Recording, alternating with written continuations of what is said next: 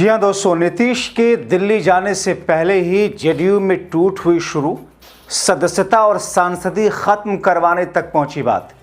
स्वागत है आप सभी का। आप देख रहे हैं द राजनीति का विशेष सेगमेंट खबर और विश्लेषण। मैं हूं जब्बार खान। तो क्या नीतीश कुमार के बिहार में ना होने का प्रभाव जेडीयू पर जो पड़ना था वो पड़ना शुरू हो चुका है? मगर क्या नीतीश कुमार के दिल्ली पहुंचने से पहले ही ये प्रभाव पड़ जाएगा, इस बात की कल्पना जेडीयू ने की थी? आखिर क्यों अपनी ही पार्टी के नेताओं और सांसदों के खिलाफ उनकी सदस्यता और सांसदी छीनने तक की बात जेडीयू को उठानी पड़ रही है? दोस्तों, बिहार में जनता दल में मतभेद और टूट की संभावनाएं न सिर्फ खुलकर जो पहले से आ रही थीं, बल्कि अब वो सीधे सीधे सामने दिखने लगी हैं। पार्टी के नेता ही बगावती सुर में हैं। हालात ये पहुंच चुके हैं कि जेडीयू के नेता दिलेश्वर कामत ने लोकसभा स्पीकर ओम बिरला को एक नोटिस सौंप करके एक सांसद की सांसदी रद्द तक करने की सिफारिश कर दी है। मतलब यह है दोस्तों कि बिहार में जेडीयू की स्थिति अब कहीं न कहीं आने वाले दिनों के लिए टूट फूट के संकेत के पहले स्टेप के पड़ती हुई दिखाई दे रही है। मतलब अभी नीतीश बिहार से दिल्ली पहुंचे भी नहीं कि जेडीयू में मारामारी से मच गई, टूट फूट सी है। कई सारे राजनीतिक जानकार इसे बीजेपी की साहसता वाली मंशा पूरी होने की शुरुआत बता रहे हैं। दोस्तों, दरअसल जेडीयू की तरफ से बांका के सांसद गिरधारी यादव की सदस्यता समाप्त करने यानी कि डिस्क्वालीफाई करने की मांग लोकसभा स्पीकर से कर दी गई है जेडीयू की तरफ से। मगर आरोप क्या उन पर? आरोप यह है कि गिरधारी यादव लगातार पार्टी लाइन के खिलाफ जाकर बयानबाजी और गतिविधियां कर रहे थे। मतलब दोस्तों, अब जेडीयू के अंदर आपसी टकराव, आपसी सिरफुटौल चरम पर पहुंचता हुआ दिखाई दे रहा है, जिसके संकेत ही मिलने शुरू हो रहे हैं। गिरधारी यादव पर लंबे समय से पार्टी विरोधी गतिविधियों में शामिल होने का आरोप लगाया गया। उन्होंने एक ऐसे मुद्दे पर सार्वजनिक तौर पर सवाल उठाए जिससे पार्टी की छवि को नुकसान पहुंचा। खासतौर पर एसआईआर जैसे मुद्दे पर उनके बयानबाजी को पार्टी नेतृत्व ने गंभीरता से लिया, यह आरोप उनके ऊपर लगे। इसके अलावा कई बार बिहार सरकार की नीतियों पर भी खुल करके आलोचना कर चुके हैं। दोस्तों, गिरधारी यादव का पार्टी से यानी जेडीयू से टकराव कोई नया मामला नहीं है। पहले भी इस तरीके की स्थितियां उत्पन्न कर चुके हैं। अब दोस्तों, कई मौकों पर जेडीयू के आधिकारिक रुख से अलग राय रखते दिखे। राजनीतिक गलियारों में यह चर्चा है कि धीरे धीरे पार्टी से दूरी बना रहे थे, जिसका असर अब साफ तौर पर दिख रहा था। दरअसल इस मामले को और ज्यादा तूल जब मिला जब गिरधारी यादव के बेटे चाणक्य यादव बिहार विधानसभा चुनाव से ठीक पहले आरजेडी में शामिल हो गए थे। उन्होंने बेलहर सीट से चुनाव भी लड़ा। हालांकि वो चुनाव जीत नहीं पाए, उन्हें हार का सामना करना पड़ा। और इस घटनाक्रम के बाद से गिरधारी यादव की पार्टी के प्रति निष्ठा पर सवाल उठने लगे थे। अब सबकी नजरें लोकसभा स्पीकर के उस फैसले पर टिकी हैं और नोटिस पर अगर कार्रवाई होती है तो ये जेडीयू के भीतर एक बड़ा राजनीतिक संदेश होगा या फिर जेडीयू के भीतर सिर्फ फुटबॉल वाली स्थिति को और बल मिलेगा। उधर विपक्षी दल इस पूरे घटनाक्रम पर न सिर्फ नजर बनाए हैं बल्कि इस पूरे मामले को लेकर के प्रहार भी कर रहे हैं, क्योंकि इससे बिहार की राजनीति में नई हलचल पैदा हो सकती है। दोस्तों, राजनीतिक पंडितों का कहना है कि यह सब स्थिति बीजेपी की मंशा के हिसाब से उत्पन्न हुई और उसका ठीकरा नीतीश और जेडीयू पर डाला जा रहा है। इसीलिए बीजेपी नेताओं के ऐसे बयान सामने आते रहे। इसी कड़ी में बिहार के अगले सीएम को लेकर बिहार बीजेपी के प्रदेश अध्यक्ष संजय सरावगी ने अपने एक बयान में क्या कहा? उन्होंने कहा कि गिरधारी यादव का मामला जेडीयू का है, इसमें हम क्या बोलें।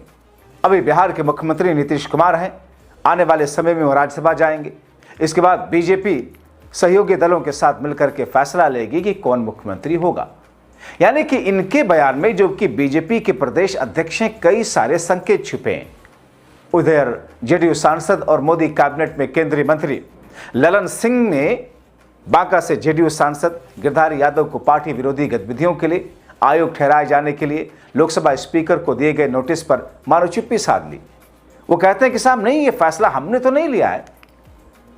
फैसला उन्होंने जो विधानसभा के चुनाव में अपने लड़के को आरजेडी के टिकट पर चुनाव लड़ाया और खुद चुनाव प्रचार में लगे रहे, तो उसके आधार पर हमारे संसदीय नेता दिलेश्वर कामत ने आवेदन दिया है। अब इस पर अध्यक्ष विचार करेंगे। जबकि जेडीयू के राष्ट्रीय कार्यकारी अध्यक्ष संजय झा हैं, वो कहते हैं कि हमारी पार्टी में लोकसभा के जो नेता हैं दिलेश्वर कामत, उन्होंने स्पीकर के यहाँ नोटिस फाइल किए। विधानसभा चुनाव में गिरधारी यादव के जो पुत्र हैं, उन्होंने आरजेडी से दरअसल चुनाव लड़ा और उसी संसदीय क्षेत्र से जहां से वो सांसद हैं, इसी के आधार पर नोटिस फाइल किया गया। मतलब दोस्तों सब गोलमोल सा है, कहीं कोई क्लैरिटी नहीं। जबकि दिलेश्वर कामत कहते हैं कि जो विधानसभा 2025 का चुनाव हुआ था, उसमें गिरधारी यादव ने अपने बेटे को आरजेडी में शामिल करवाया, टिकट दिलवाया और अपने बेटे के लिए प्रचार किया, पार्टी विरोधी गतिविधियां की। अब पार्टी कार्रवाई का आदेश दे रही है, तो फिर लोकसभा के स्पीकर को कार्रवाई के लिए पत्र लिखा गया। इसमें इतना हंगामा की जरूरत क्या है? इसी बीच में आरजेडी ने जेडीयू नेताओं और नीतीश पर प्रहार करते हुए आईना दिखाया।